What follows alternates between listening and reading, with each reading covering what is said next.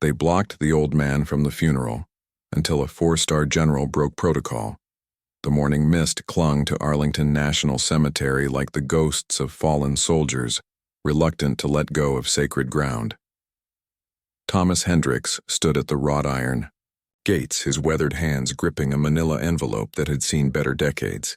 At 78, his frame had shrunk from the robust sergeant he once was, but his eyes, steel gray and unwavering, still held the intensity that had once commanded respect in foxholes and firebase perimeters. The black sedan ahead of him discharged a stream of uniformed officials, their chests adorned with ribbons that caught the pale October light. Hendricks watched them pass through the checkpoint with practiced ease, their names ticked off clipboards with military precision. When his turn came, he approached the young Marine corporal with the same steady gait that had carried him through rice paddies and jungle trails 6 decades ago. "Name, sir?" The corporal's voice carried the crisp authority of youth, his dress blues immaculate, his bearing perfect. "Thomas Hendricks." The old man's voice was gravelly, worn smooth by years and cigarettes he'd quit 20 years too late. The corporal's finger traced down the guest list, his brow furrowing with each passing line. "I don't see you here, sir. Do you have an invitation?" Hendricks reached into his coat pocket, past the envelope, and withdrew a photograph so creased and faded it seemed held together by memory alone. 2 young soldiers stared back from 1965, their uniforms caked with Vietnamese mud, their grins defiant against a backdrop of sandbags and razor wire. One wore sergeant's stripes, the other a lieutenant's bar. "That's me," Hendricks said, pointing to the sergeant. His finger trembled slightly, not from age, but from the weight of remembering. "And that's the man you're burying today." The corporal studied the photograph, then looked up at the old man's face, searching for the ghost of that young soldier. The decades had carved deep lines around Hendricks's eyes, had stolen the dark hair and replaced it with silver wisps, had bent his shoulders, with the burden of living while others didn't. But the eyes were the same. "Sir, I understand this might be personal, but without proper authorization, I know the rules, son." Hendricks's voice held no anger, only a resigned sadness that seemed to emanate from his very bones. "I've been following them my whole life." A second guard approached, this one a staff sergeant with the swagger that came from 15 years of military life. "What's the holdup, Martinez?" "This gentleman claims to know General Marshall, but he's not on the list." The staff sergeant gave Hendricks the once-over, taking in the worn coat that had seen better years, the scuffed shoes, the manila envelope clutched like a lifeline. "Look, Pops, I'm sure you served with honor, but this is a private ceremony. Family and official guests only." Hendricks nodded slowly, carefully folding the photograph and returning it to his pocket. He'd expected this. For 60 years he'd lived in the shadows of that war, never seeking recognition, never telling his story. Why should today be different? "I understand," he said, and meant it. "Thank you for your service." As he turned to leave, his eyes caught a glimpse of the funeral procession in the distance. The flag-draped casket sat atop a caisson drawn by 6 white horses, their breath visible in the cool morning air. Honor guards flanked the procession, their movements synchronized with practiced precision. Somewhere in that ceremony lay the man he'd crawled through hell to save. Hendricks made it exactly 50 yards before the memories overtook him. He stopped beside an oak tree whose leaves had begun their autumn surrender, leaning against its trunk, as the past crashed over him like a monsoon wave. Firebase Charlie, November 15th, 1965. The mortars came at 0347 hours. He could still smell the cordite, still feel the ground shake beneath his boots as enemy shells walked their way across the perimeter. Lieutenant Jason Marshall, fresh from West Point, all spit and polish, had been making his rounds when the bunker took a direct hit. Hendricks closed his eyes, and he was there again. 23 years old, 3 months into his second tour, watching the concrete and sandbags collapse like a house of cards. The other soldiers were pinned down by sniper fire, but Hendricks could see Marshall's arm protruding from the rubble, fingers twitching, still alive. "Nobody moves until we get suppressing fire," the company commander had shouted over the radio. Static. But Hendricks moved anyway. While bullets sang overhead and tracers painted deadly arcs through the night, he'd crawled on his belly through 50 yards of open ground. The rubble was heavier than it looked, concrete blocks that required all his strength to shift. Marshall was unconscious, blood trickling from his temple, his breathing shallow. Getting him out took 12 minutes that felt like 12 hours. Every second Hendricks expected the sniper's bullet to find its mark. Every breath might be his last. But he'd dragged that lieutenant to safety, carried him to the medic's bunker, and then slipped away while the doc worked. He never stayed for thanks, never filed a report. When Marshall woke up asking who'd saved him, nobody knew. In the chaos of war, heroes were often anonymous, their deeds lost in the fog of combat. 3 weeks later, Hendricks was wounded by shrapnel and medevaced home. He never saw Marshall again, until the newspapers began running stories about a rising star in the military, a general who'd led troops in Desert Storm, who'd commanded respect in Iraq and Afghanistan, who'd earned 4 stars and the admiration of a grateful nation, General Jason Marshall, whose early career had been marked by exceptional bravery and leadership. Hendricks had followed Marshall's career from afar, reading every article, watching every interview on the military channel. He felt no resentment, no desire for recognition. He was proud. Proud that the young man he'd saved had gone on to save others, to lead with honor, to make a difference. When Marshall announced his retirement last year, Hendricks had considered reaching out. But what would he say? How do you contact a 4-star general and say, "Remember that time you almost died? I was there." Now it was too late. Marshall was gone, claimed by the cancer that no amount of courage could defeat. And Hendricks was just an old man at the gates holding a photograph and a lifetime of silence. "Excuse me, sir?" Hendricks opened his eyes to find a woman in her 50s standing before him. She wore the simple black dress of a mourner, but her bearing suggested military connections, the way she held her shoulders, the directness of her gaze. "I couldn't help but notice you at the gate," she continued. "My name is Sarah Chen. I was General Marshall's aide for the past 5 years. Hendricks straightened, suddenly conscious of his civilian clothes among all the uniforms. "Ma'am, the guards mentioned you had a photograph. Would you mind if I saw it?" Something in her tone, respectful, not demanding, made Hendricks reach for the picture again. He handed it over without a word. Sarah studied it carefully, her eyes moving between the faded image and Hendricks's face. "The general kept a copy of this photograph on his desk," she said quietly. "He told me once that he'd been saved by an angel in Vietnam, someone he never got to thank." Hendricks felt his chest tighten. "He kept a copy?" "For 30 years. He tried everything to find you. Hired investigators, reached out to veterans organizations, even appeared on television a few times asking for information. He called you his guardian angel." The old man's voice was barely a whisper. "I never knew." Sarah was already reaching for her phone. "General Morrison needs to hear this. He's officiating today. He was General Marshall's best friend. Ma'am, I don't want to cause any trouble. The ceremony is exactly where you belong," Sarah said firmly, her fingers flying over her phone screen. "General Morrison, you need to come to the East Gate immediately. I found him. I found Marshall's guardian angel." General Robert Morrison had earned his 4th star the hard way, through 35 years of leadership that spanned 3 wars and countless smaller conflicts. At 58, he commanded the respect of world leaders and the loyalty of the soldiers who served under him. But as he strode toward the East Gate, his usual composure was nowhere to be found. The crowd at the funeral began to murmur as Morrison stepped away from the podium mid-sentence, his aide scrambling to follow. Protocol dictated that he remain at his position, that the ceremony proceed according to the carefully planned schedule, but protocol had never meant much to Morrison when it came to doing what was right. He saw them before they saw him, Sarah Chen standing beside an elderly man who looked like he was trying to disappear into his own coat. The old man held himself, with the quiet dignity Morrison recognized in combat veterans, the ones who'd seen too much and said too little. "Mr. Hendricks." Morrison's voice carried the authority of command, but his eyes held something else entirely. Hope, mixed with decades of frustrated searching.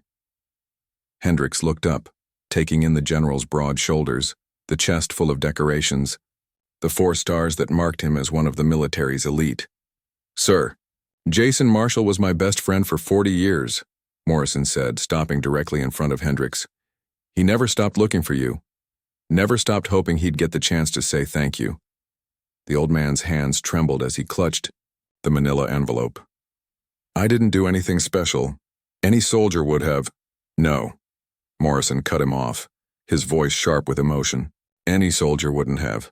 I was there, Mr. Hendricks, different fire base, same night. I know what kind of courage it took to cross that ground under fire. I know what you risked." The general's aide appeared at his elbow, clipboard in hand. "Sir, the ceremony." Morrison silenced him with a look. "Tell them we're delayed. Tell them something important has come up." "Sir?" "That's an order, Captain." As the aide hurried away, Morrison turned back to Hendricks. "Jason left something. For you. He didn't know if he'd ever find you, but he hoped." The general's voice trailed off as he noticed the envelope in Hendricks's hands. "What's that?" "I wrote him a letter," Hendricks said quietly. "When I heard he was sick. Never sent it. Seemed foolish bothering a man like that." Morrison held out his hand. "May I?" Hendricks hesitated, then passed over the envelope. Morrison opened it carefully, unfolding pages of careful handwriting, words that had been chosen with the precision of a man who rarely spoke but thought deeply. "Dear General Marshall, you won't remember me, and that's fine. Firebase Charlie, November 1965. You were a lieutenant then, young and eager, the kind of officer who cared more about his men than his career. I was Sergeant Thomas Hendricks, Echo Company, 1st Infantry Division. I heard about your diagnosis. I know you're fighting the hardest battle of your life now, and I wanted you to know that you've always been a fighter. Even unconscious under that rubble, you kept breathing. You kept fighting. I followed your career from afar. Every promotion, every commendation, every soldier who came home because of your leadership. I felt proud. Proud that the young man I helped that night went on to help so many others. You don't owe me anything, you never did. What I did that night wasn't heroic, it was human. It was what we do for each other when everything else falls apart. I hope your remaining time is peaceful. I hope you know that your life mattered, that you made a difference. That's all any of us can hope for." With respect and brotherhood, Thomas Hendricks Morrison read the letter twice, his jaw working silently. When he looked up, his eyes were bright with unshed tears. He would have moved heaven and earth to meet you, to thank you properly. "I didn't need thanks," Hendricks said. "I just wanted to say goodbye." Morrison folded the letter carefully and handed it back. Then, to the shock of everyone watching, the 4-star general came to attention and rendered a crisp salute to the old man in the worn coat. "Thank you, Sergeant Hendricks," Morrison said, "for bringing him home for all of it." The funeral procession had stopped. 200 yards away, honor guards stood at attention beside the caisson while horses pawed the ground nervously. Military officials checked their watches. Mourners shifted uncomfortably, and the press began to take notice of the disruption. Morrison was supposed to be delivering the eulogy. Instead, he was standing at the gate with an old man nobody recognized, and the entire ceremony was on hold. "Sir?" The aide approached again, more urgently this time. "The Secretary of Defense is asking about the delay." Morrison turned to look at the crowd, at the casket draped in the flag Marshall had served so faithfully. Then he looked back at Hendricks, who was already stepping backward, trying to fade into the background. "Where are you going, Sergeant?" "I've caused enough disruption," Hendricks said. "You have a ceremony to conduct. Important people are waiting." "The most important person here is you," Morrison said firmly. He turned to his aide. "Captain, I need you to escort Mr. Hendricks to the front row, place him with the family. Sir, the seating arrangements are hereby changed. Mr. Hendricks saved General Marshall's life in 1965. He's not a guest at this funeral, he's the reason we're having one 60 years later instead of in 1965. The aide looked uncertain. "Protocol states." "Protocol," Morrison said, his voice carrying the weight of absolute authority, "can go to hell. The general's words carried across the funeral grounds, causing a ripple of whispers and turned heads. Military ceremonies were sacred things, bound by tradition and rigid structure. Generals didn't abandon their posts. They didn't hold up state funerals for unscheduled conversations. But Morrison wasn't done breaking rules. He placed his hand on Hendrix's shoulder, feeling the old man's frame shake with emotion. "Jason left something for you. He made me promise that if I ever found you, I'd give it to you personally." Morrison reached into his dress uniform and withdrew a small wooden box. Military issue, the kind used to present medals and commendations. He carried this with him for 40 years, hoping for this moment. Hendrix's hands trembled as he accepted the box. Inside, nestled in faded velvet, was a bronze star with V device, the medal for valor in combat. But more than that, there was a note in Marshall's own handwriting: "To my guardian angel, SGT Thomas Hendrix, for valor beyond the call of duty and friendship beyond measure. The man who taught me that true heroes never seek recognition. They simply act when action is needed. With eternal gratitude, LT, later General Jason Marshall." The old man stared at the medal, his vision blurring. "He recommended me?" "In 1966, right after he was released from the hospital. But by then, you'd been transferred home, and nobody could locate you.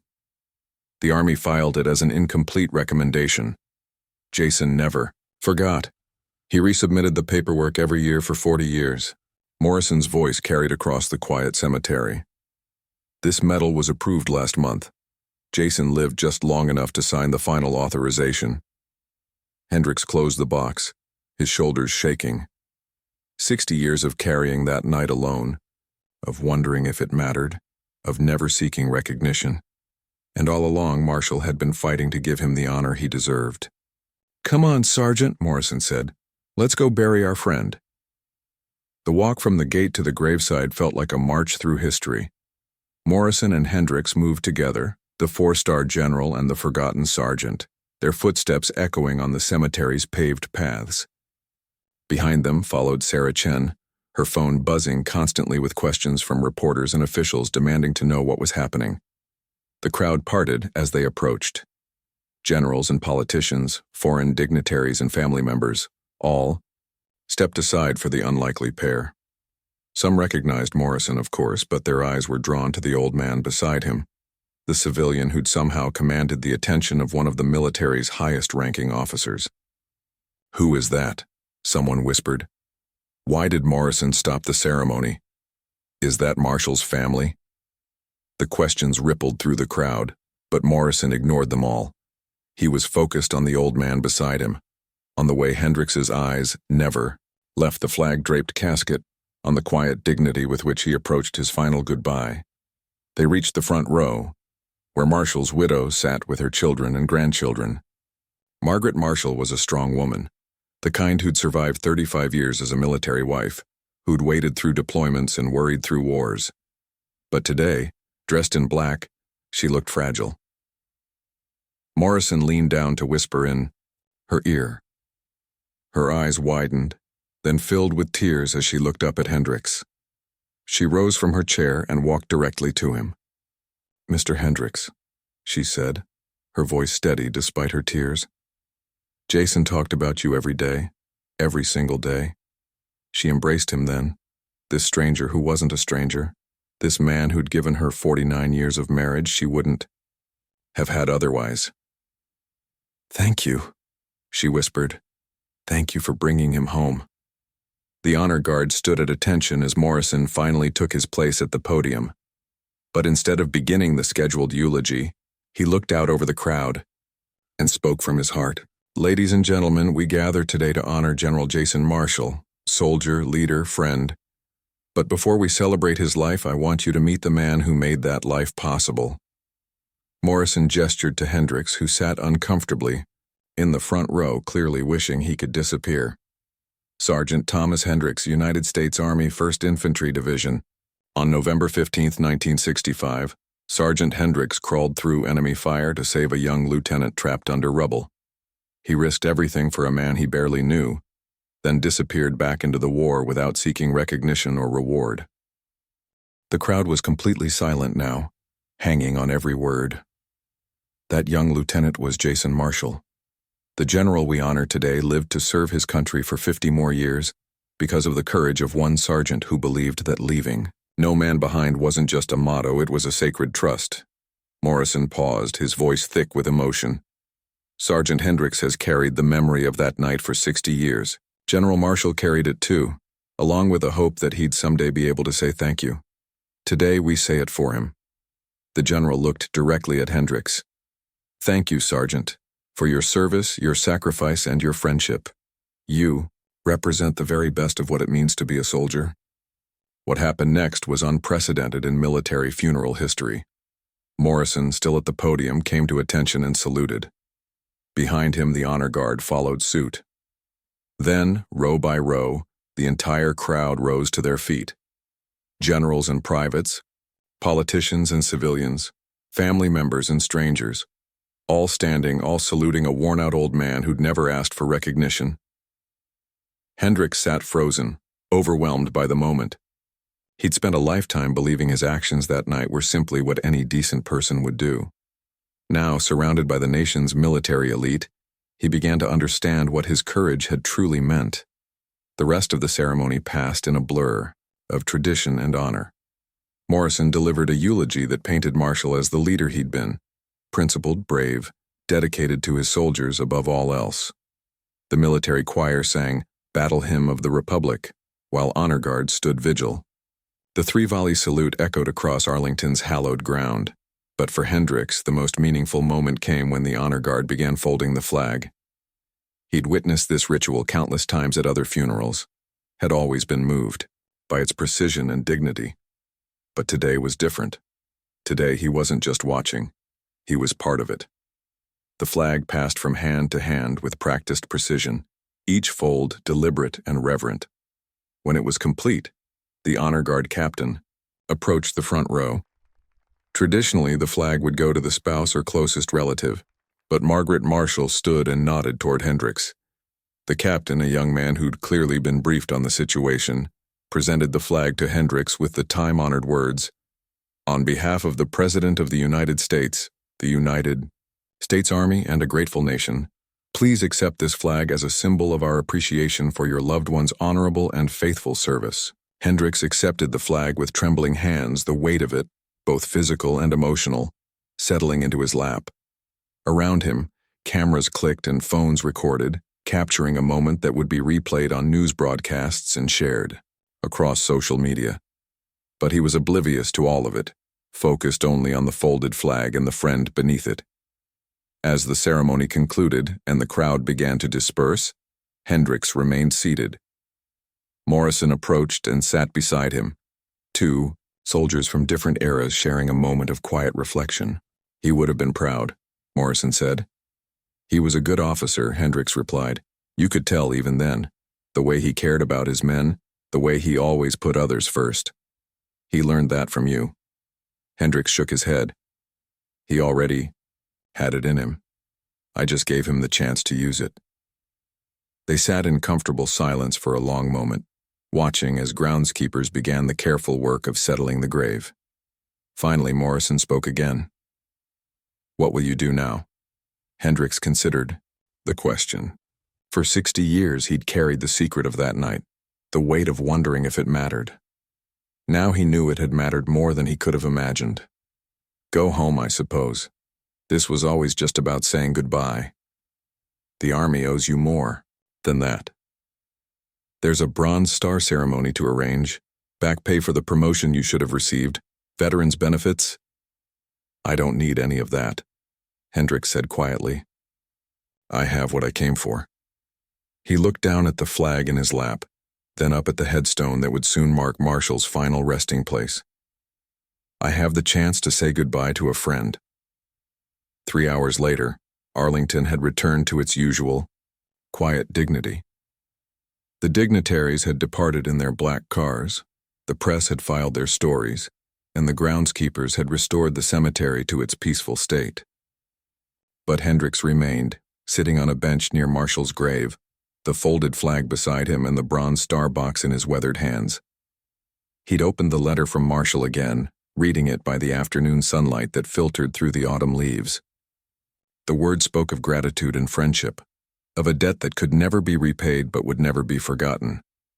But more than that, they spoke of understanding. One soldier recognizing another's sacrifice.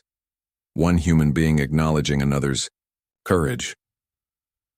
A shadow fell across his bench, and Hendricks looked up to see a young Marine corporal, the same one who'd turned him away at the gate that morning.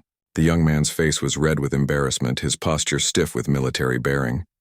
"Sir," the corporal began, his voice tight with emotion, "I owe you an apology. I should have listened. I should have—" Hendricks held up a hand, stopping him. "You followed your orders, son. That's what good soldiers do. But I turned away a hero." "Oh, you turned away an old man without proper identification," Hendricks corrected gently.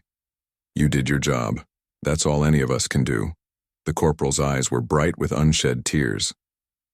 "General Morrison told us your story. What you did? For General Marshall, how you saved his life. I wanted you to know it. It matters. What you did, it matters to all of us." Hendricks studied the young Marine's face, seeing something of his own youth in those earnest eyes. "What's your name, son?" "Corporal Rodriguez, sir. Miguel Rodriguez." "You have family, Miguel?" "Yes, sir. Wife and a baby daughter." Hendricks nodded, slowly. "Then you understand. When the moment comes, and for soldiers it always comes, you don't think about medals or recognition. You think about getting home to the people who love you. You think about making sure your brothers get home, too." He stood slowly, his joints protesting after the long day. "That's what I thought about that night in Vietnam. Not about being a hero, just about getting that young lieutenant back to his family. Turns out he had a lot more living to do." Rodriguez came to attention and saluted. Hendricks returned it with the crisp precision of a man who'd learned the gesture in another century, but never forgotten its meaning. "Take care of yourself, Corporal. Take care of your family. And remember, we're all just doing our jobs." The bus ride home gave Hendricks time to process the day's events. He sat in the back, the flag and medal box on the seat beside him, watching the Virginia countryside roll past his window. The other passengers paid him no attention, just another elderly man on public transportation, unremarkable and unremarked upon, which was exactly how he preferred it. His small apartment in Richmond welcomed him with the familiar sense of coffee and old books. The walls were lined with photographs, not of war but of life after.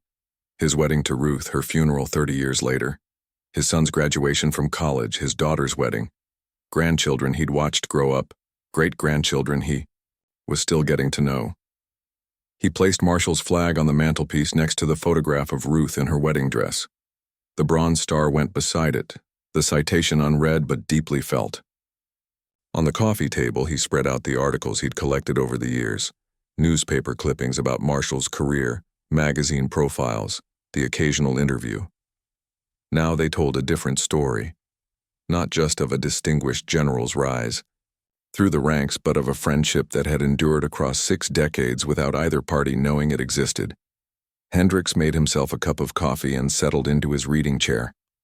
The evening news was full of the day's events, footage of the funeral, interviews with military historians discussing Marshall's legacy, speculation about the mystery veteran who'd disrupted protocol. But they'd gotten it wrong, he thought.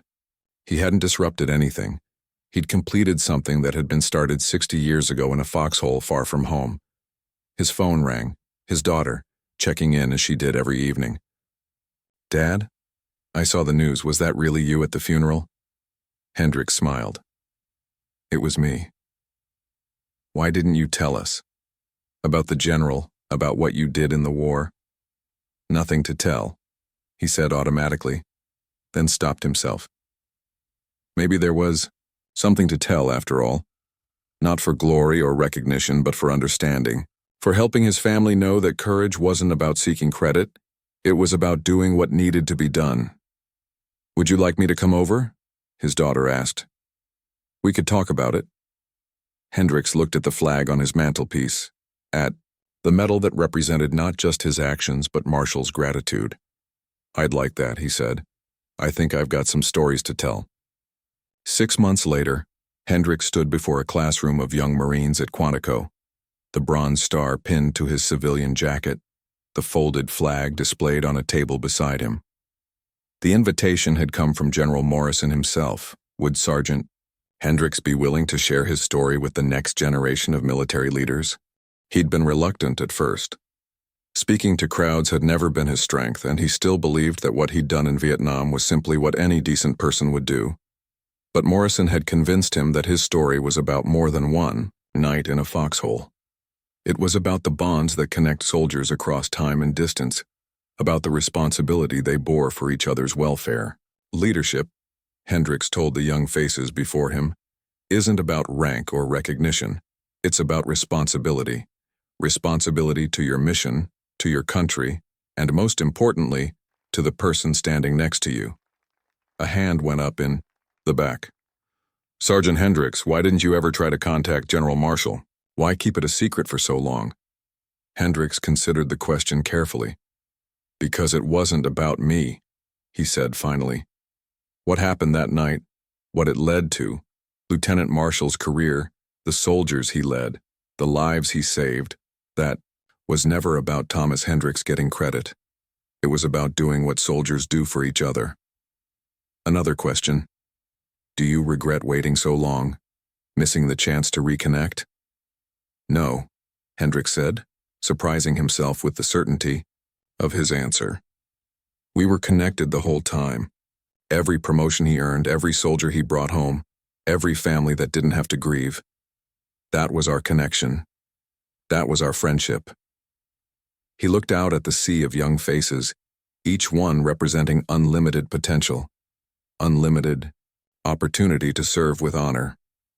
The brotherhood between soldiers doesn't require meetings or letters or phone calls. It requires trust. Trust that when the moment comes, the person beside you will do what needs to be done.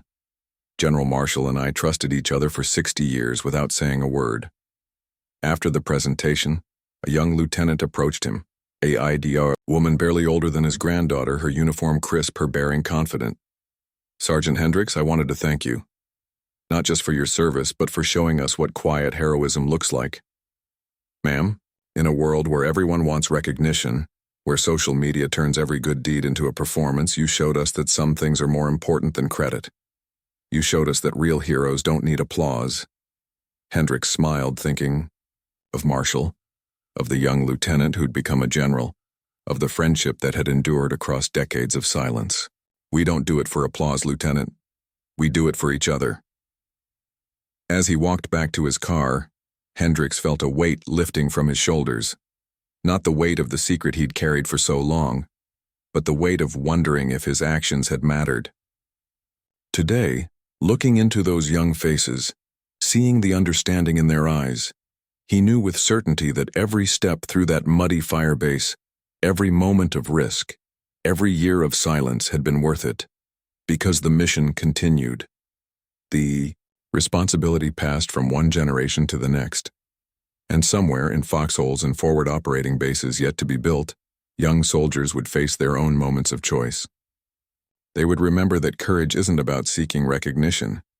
It's about doing what needs to be done, when it needs to be done, for the people who depend on you. Thomas Hendricks drove home through the Virginia countryside the late afternoon, sun warm on his face, carrying with him the knowledge that his service, both 60 years ago and today, had meaning that would ripple forward through generations of American soldiers. The brotherhood endured, the mission continued, and in the end that was recognition enough for any soldier.